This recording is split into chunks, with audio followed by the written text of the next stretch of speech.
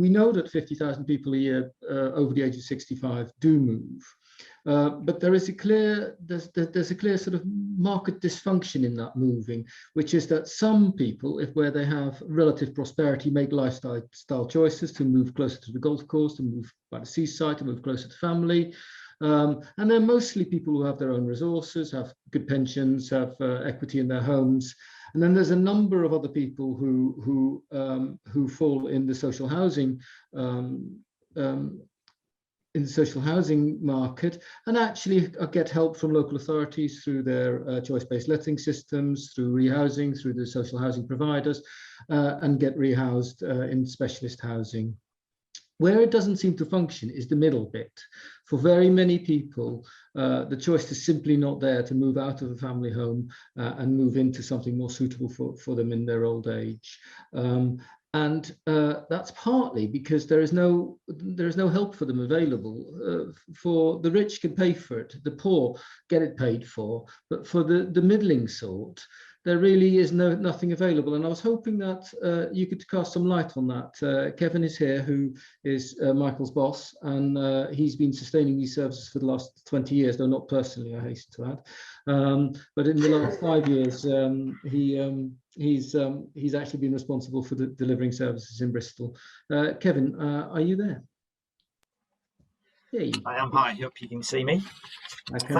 Thanks, Michael, and thanks, Francis, for the introduction. Yeah, it's kind of one of these Groundhog Day conversations where we have been running this service off and on for 20 years in the west of England, and the reason we've been doing it for so long is that we do see it as an essential part of a full service home improvement agency, and we do provide all the other services, particularly in Bristol.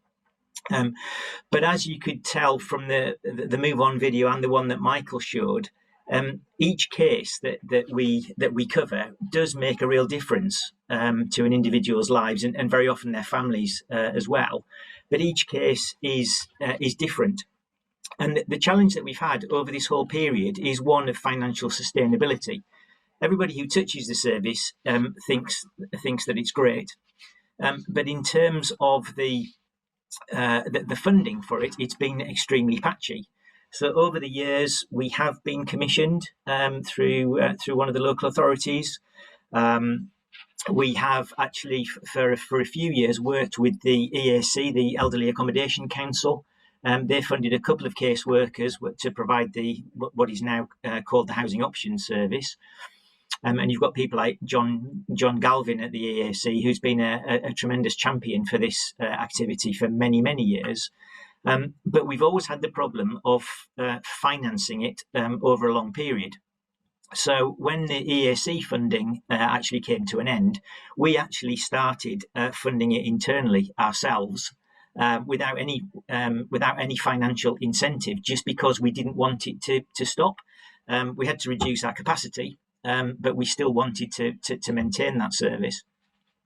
And then more recently, we've started to work with a couple of grant-giving organisations in Bristol, who have given us 3 years of funding with an objective to actually get the project to be financially sustainable for the long term, so that we don't have to keep going through this kind of feast and famine situation. And I'll come back to kind of who pays and so on a little bit later on. But I think one of the challenges here is that because of the type of agency that we are, we very often get complicated cases. They're frequently complex. The majority of the ones that we deal with don't have direct family to support the individuals, and therefore they can be very time intensive. And as you got a brief feeling from what Michael was saying, very often there's a jigsaw puzzle of things to fit together, and it's very infrequently the same picture that comes out at the end. So these do take a lot of time, and sadly Michael doesn't work for free. We do pay him. He's passionate about this service, and of course, as an HIA, we need to be able to fund him to do this great work. And I think one of the unfortunate developments with sort of reductions in local authority funding in the last few years, and we get about half of our funding, just over half of our funding, does come through local authority contracts, is that casework seems to be deemed as a bit unfashionable or expensive relative to the outputs, if I can put it like that. And yet it's exactly this type of casework approach that's required to actually piece together the sequence of events of what needs to happen for an individual like Lee to move from an unsuitable property into one that maintains her independence, health and well-being for the long term. So evidencing the impact is something that we've been working on very hard, and the Move On film that Foundation's put together is a part of that jigsaw, but trying to come up with something that is a bit more compelling across the country, I think would be really helpful. And that's one of the reasons for speaking to a wider audience today, because if we can connect up with what's working in other parts of the country, and certainly I've seen lots of references to using the DFG as part of a moving home grant, that is something that we can put together to build up a picture of ways of making the service a bit more sustainable for the long run. And when we're evidencing the impact, individual cases are very compelling. Usually, we've got an example at the moment that Michael's dealing with, that started off as a hospital discharge case, where the council home that they normally live in is now unsuitable for their needs.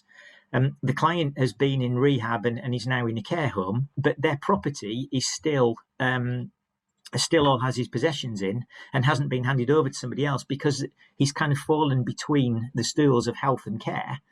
And then there isn't a resolution to that property becoming available for somebody else to move into. Now, at the moment, we don't have a mechanism to be able to step in and actually deal with that, but we could have dealt with that very, very quickly if it was part of a commissioned service. One of the other things that Michael touched on in his last example is that a lot of our clients are potentially at risk of financial malpractice.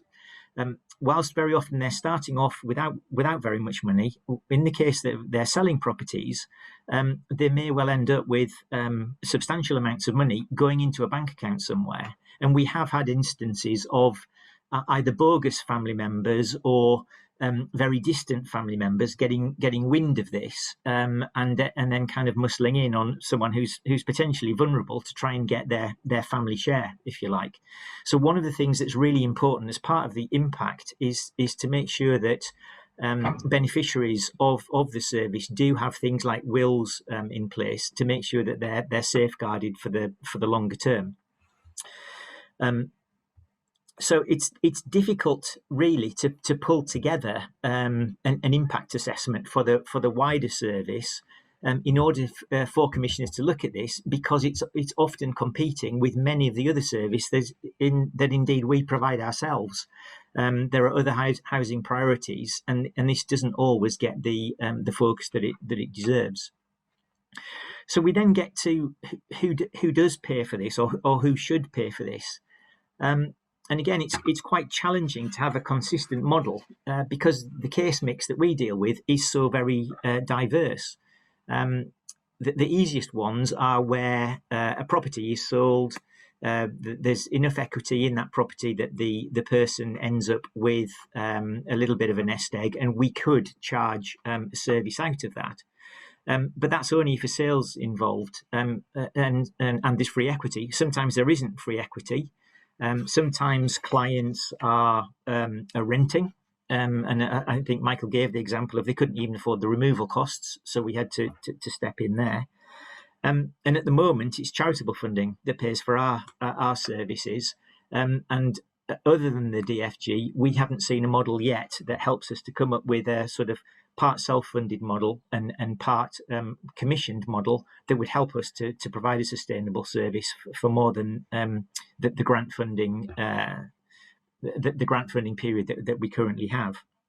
So we then look at, well, who are the beneficiaries of providing this service, and what resources do they have at their disposal? And the move on video that you showed at the beginning of this section does make reference to the sort of the commercial benefits, particularly for organisations like extra care providers and developers. The pilot has shown that a high proportion of people who do move on end up in extra care facilities. And indeed, one of the cases that Michael dealt with a couple of years ago, there was a property that had 30 different units for part purchase, and we placed 5 people in one of those units. So that organisation didn't have marketing or particular sales costs. They certainly had a reduced effort to actually place those people. There's also a reduction in length of voids, either for the council, which also potentially saves money. And again, these may be areas to look at with a view to finding out who could actually fund something like a housing option service that an organisation like us might be able to deliver. So that kind of takes us to what's next. How do we make this a universal service throughout the country, ideally through collaboration? One of the challenges that we have is that whilst we might be able to negotiate a finder's fee with an extra care scheme, because we're an independent organisation and don't want to be accused of being in hock to any developers or estate agents or whatever, we've always got to be squeaky clean about providing multiple options for the client. That in itself isn't a problem. I think that's good practice. But we can't get into some kind of marketing arms race as to be accused of putting a particular client towards a particular property because their finder's fee was higher than somebody else's.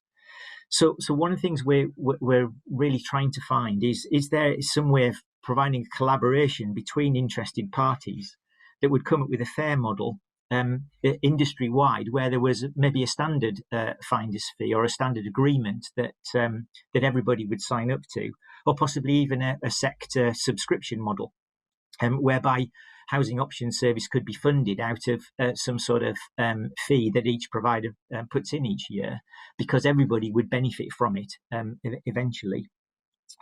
There's the possibility for local authorities to do spot purchasing as opposed to commissioning the service. And at the end of the day, there's probably, from the wisdom of the crowd, I'm sure there are other things that are happening in the country out there that we would benefit from as well. So please shout up either on the chat or perhaps raise the points now if you've got something that's working in your area.